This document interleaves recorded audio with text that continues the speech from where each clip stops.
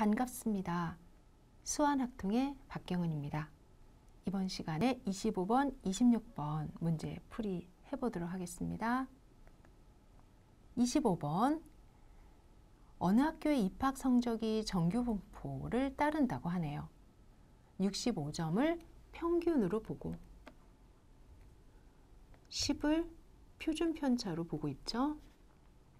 수험생 1600명 중에서 위에서부터 40등 이내에 들어가려면 몇 점 이상을 받아야 하는가 라는 질문이에요. 지금과 같이 정규분포 문제가 나오면 제일 먼저 이렇게 정규분포표를 그리시죠. 그리고 평균이 65점이다. 이들 사이의 시그마는 10이다. 이렇게 그리시는데 1600명의 지금 퍼센트예요. 이 중에 위에서부터 40등이라고 했으니까 여기에 40명이 지금 포함되어 있구나 이렇게 알 수가 있는 거죠. 40명은 전체 확률 분포가 1이라는 걸 기준으로 본다면 얼만큼의 분포를 차지할까요? 를 계산하기 위해서 1600분의 40을 계산해 주시면 0.025 전체 1 안에 0.025의 만큼을 차지하고 있구나 라는 걸 알 수가 있죠. 그랬을 때 몇 점 이상을 받아야 될까? 65점보다 많은 점수를 받긴 할 것 같은데 라는 큰 흐름 안에서 Z분포로 바꾸어서 0.025가 되는 Z값을 찾아줘야 되겠죠? 조건에 이렇게 0.475 이런 게 있으면 확인이 되지 않을까? 하고 봤더니 확인이 되네요. 반대로 이만큼의 범위가 0.475잖아요. 따라서 이 값은 얼마다? 1.96이구나 라는 거를 알 수가 있어요. 이제 1.96에 대한 원래 원점수를 구해주면 되는 문제가 됐죠? 이와 같은 문제풀이에서 여러분들이 바로 원래 x값의 범위 안에서 65, 그 다음에 몇 점이지? 그러면 Z분포로 따져서 0일 때 1.96이구나 라는 걸 알았으니 정규분포 표준화 작업을 반대로 해야 되는구나 라는 거죠. 즉 1.96은 x-65를 10으로 나눈 값이다. 따라서 x는 84.6, 즉 85점 이상 받은 친구들이 40명 안에 들어가겠구나 라는 걸 확인했습니다. 답안입니다. 입학 성적을 확률변수 x라고 하면 x는 정규분포를 따르네요. 1600명 중에서 40등이라고 하면은 전체 40등의 분포가 필요하니까 0.025만큼의 확률인 거죠. 그리고 표준화 변수를 이용했던 거예요. 그 결과 65점에서 몇 점 사이에 있는 것이 반대로 0.475일까요? 이미 결과를 줬기 때문에 우리가 쉽게 1.96이라는 걸 알 수가 있었고요. 이제 표준화 변수의 반대 작용을 해서 지금 설명을 쭉 하고 있는데 우리의 결과는 사실은 여기서부터인 거죠. 0에서 1.96까지 Z값이 0.475이고 이 과정에 맞추어서 10분의 x 빼기 65가 1.96이고 따라서 x는 84.6, 즉 85점입니다. 이렇게 쉽게 구할 수가 있습니다. 26번 문제는 이항분포에서 n이 충분히 크고 p가 충분히 작으면 어떤 분포에 가까워지는가? 확률 변수가 이항분포를 따른대요. 그런데 조건에 n이 충분히 크대요. 그런데 확률값이 충분히 작대요. 무슨 말이지? 엄청 크다 이렇게 따지시면 돼요. 예를 들어서 내가 갖고 있는 하나의 뭐 바이노미얼 10만 대 P는 10만 분의 1 이렇게 엄청 크죠? 10만이면 충분히 작다. 10만 분의 1 엄청 작죠? 아니 이게 무슨 상황이에요, 교수님? 여러분들 우리 아주 큰 대로변, 차가 엄청 많이 다니는 큰 대로변이 있어요. 이 대로변에 하루에 10만 대의 차가 지나다닌다고 생각해 보세요. 그런데 여러분들도 아시다시피 엄청 많이 차들이 다니지만 우리가 사고가 난다? 라는 케이스는 정말 드뭅니다. 하루 안에 10만 대의 차가 다니는데 사고가 평균적으로 한 대 정도 난다? 한번 생각해 보세요.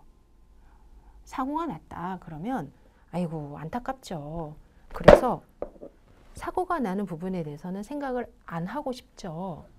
하지만 10만 대라는 전체값 안에 평균 한 대 이렇게 따지는 거는 굉장히 작은 가능성이죠.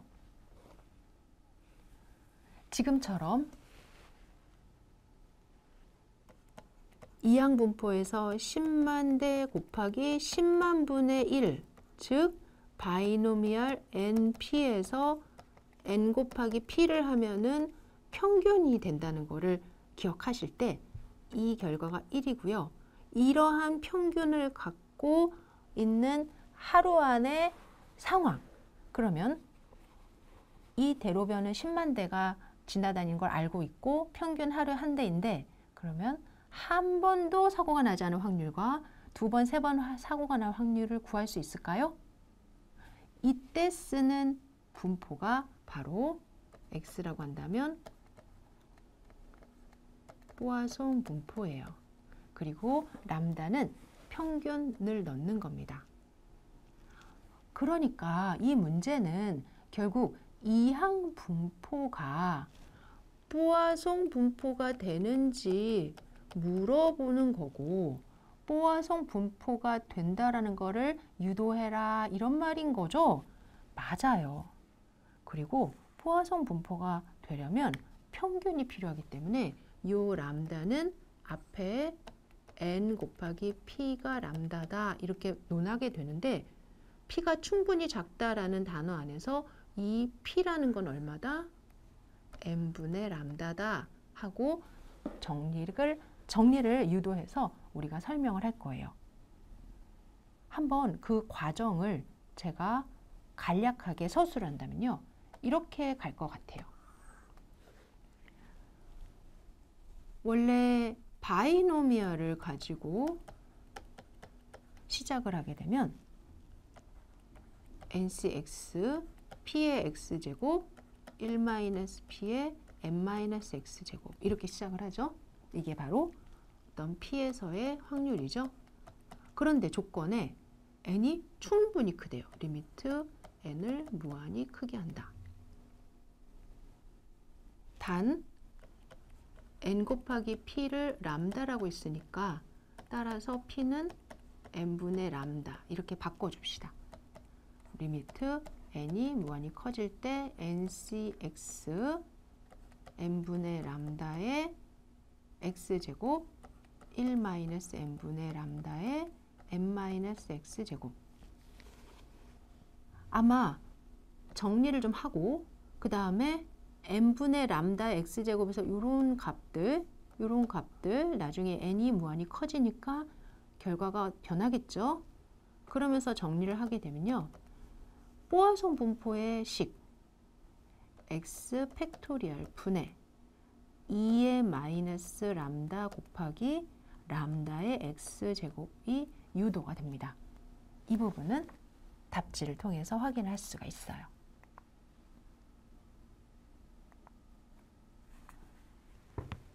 이항 분포에서 n이 충분히 크고 그 다음에 p가 충분히 작으면 어느 분포로 근사한다? 뿌아송 분포로 근사한다 라고 했어요.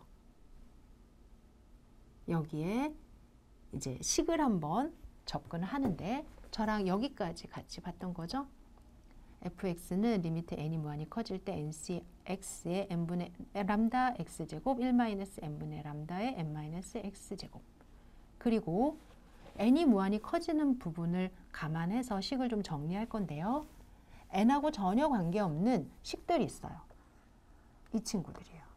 그래서 이 친구들을 먼저 앞으로 좀 뺄 거고요. 그 다음에 n이 x개 있어요. 그러면은 여기에 하나씩 줄 것 같아요.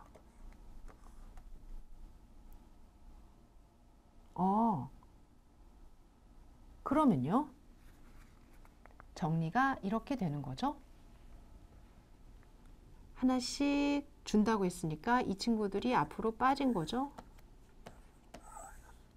그리고 하나씩 n을 줬으니까 앞에 얘는 n이 약분이 돼서 하나가 없어지고 1-n분의 람다. 이 부분은 여기에 그대로 들어있는 친구들이 이쪽으로 온 거죠. 됐어요. 그리고 나머지는 이렇게 해서 n에 대한 영향을 받는 거죠. n에 대한 영향을 받아서 다 뭐가 됐다? 리미트 값이 0이 됐다. 그러면 1만 쭉 남고 앞에 이 값이 남는데 지금 n의 영향을 받는 것 중에 하나가 이게 유일하게 남아요. 여러분들 리미트 n이 무한히 클 때